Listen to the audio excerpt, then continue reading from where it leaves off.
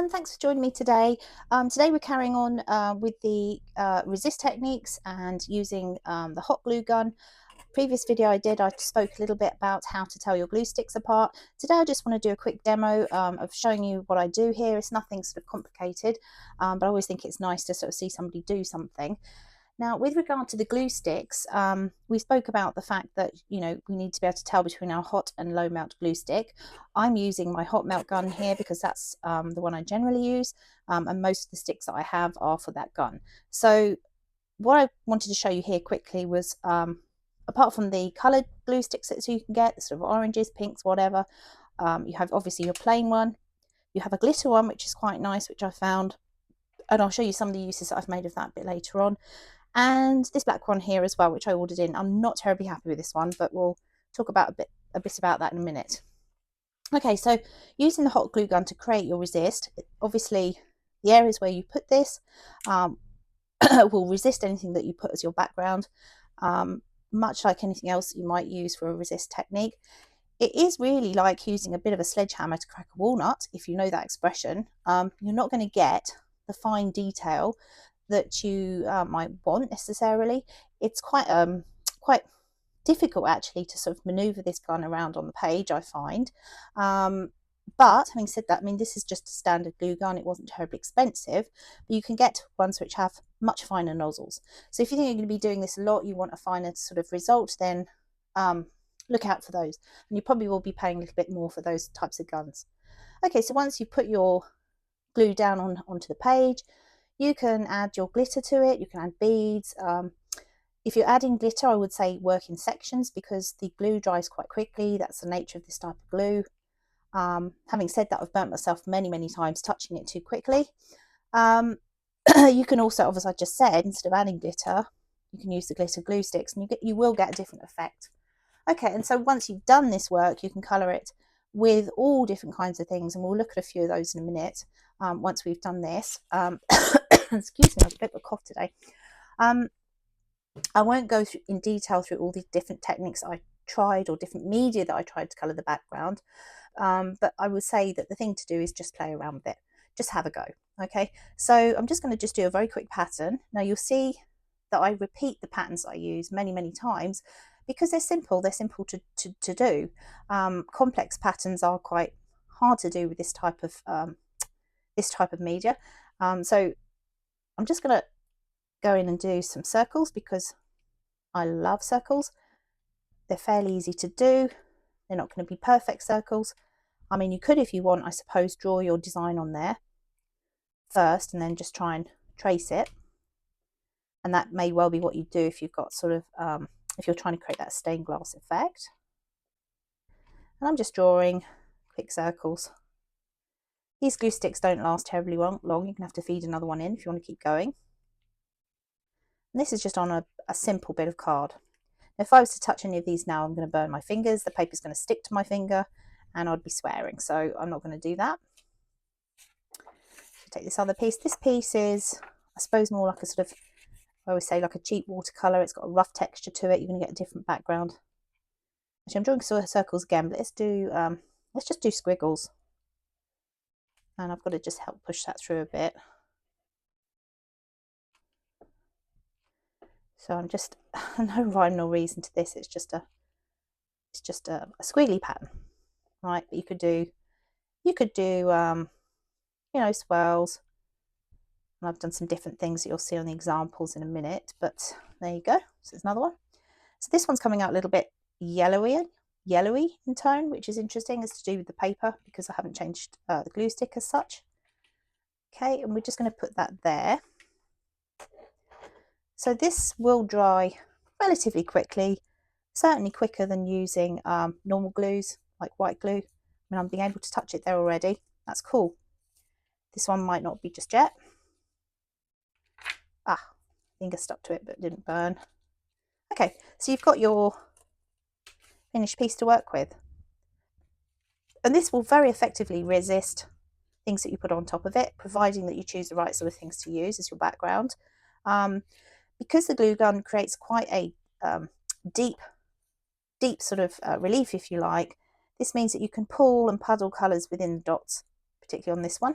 it gives you a bit more scope than if you're using a flat medium to create the resist.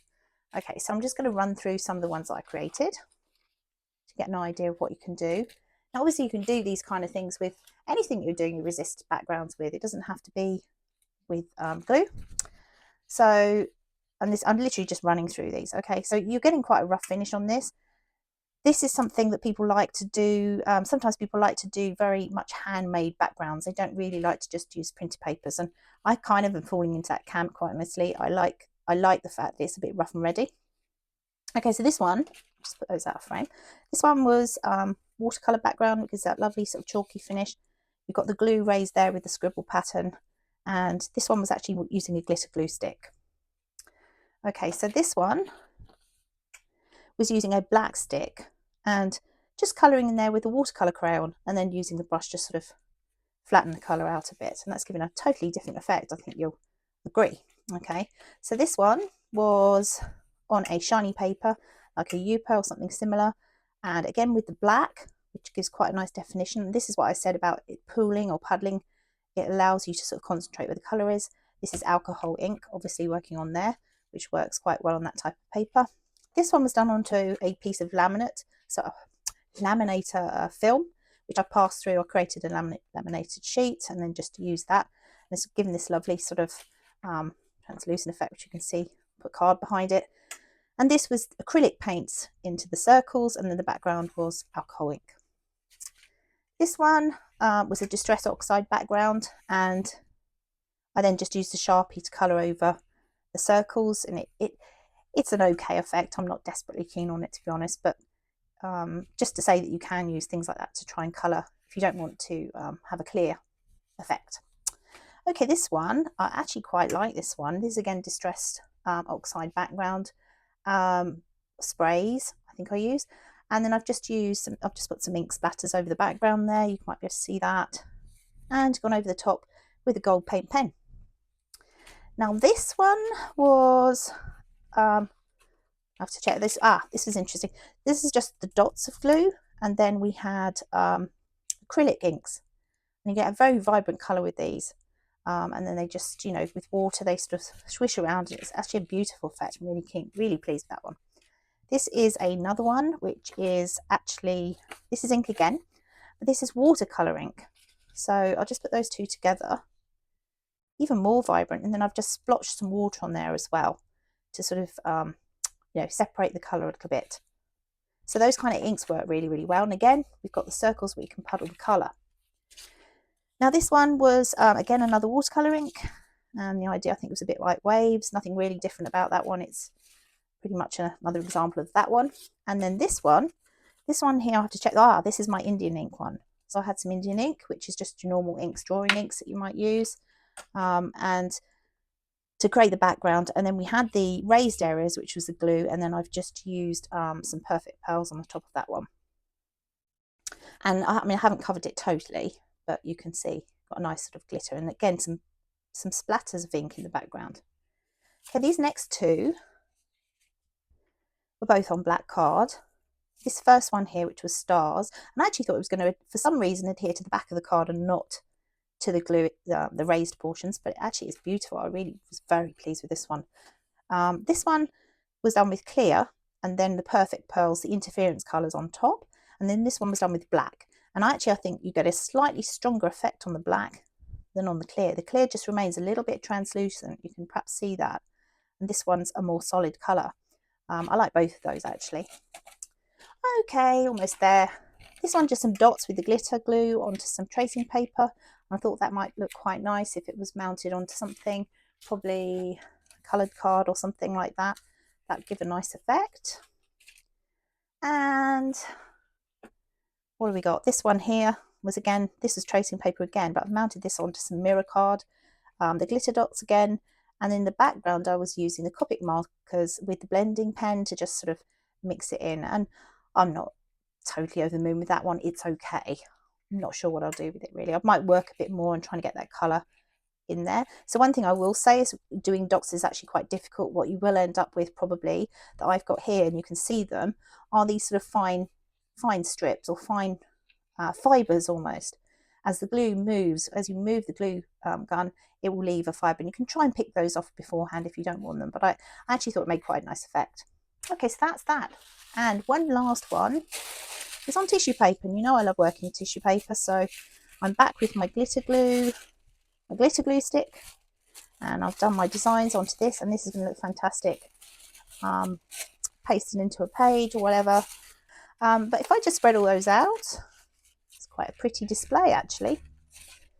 Sorry, I'm a bit out of breath today. I've been running around medical appointments and all sorts of things going on, so I wanted to do this video because I'd produced all of these. I want to move on to something else, so if I just put them like that, you get beautiful, absolutely beautiful. And these are quite vivid colours, I think, on the whole, so you're getting quite a sort of raw effect, quite vivid, quite blunt. You know, these circles and squiggles are quite, depending on how steady your hand is, you're working with the glue gun. It's not the easiest tool to use, and I think I would suggest keep things simple as possible to get the best effects. Okay, thanks for joining me, and do come along again soon, because we're going to cover some other techniques with this, or at least one more, and anything else. I've got some other ideas too, because you can make embellishments with the glue, so I'll be looking at ways to show you that too. Okay, thanks, bye.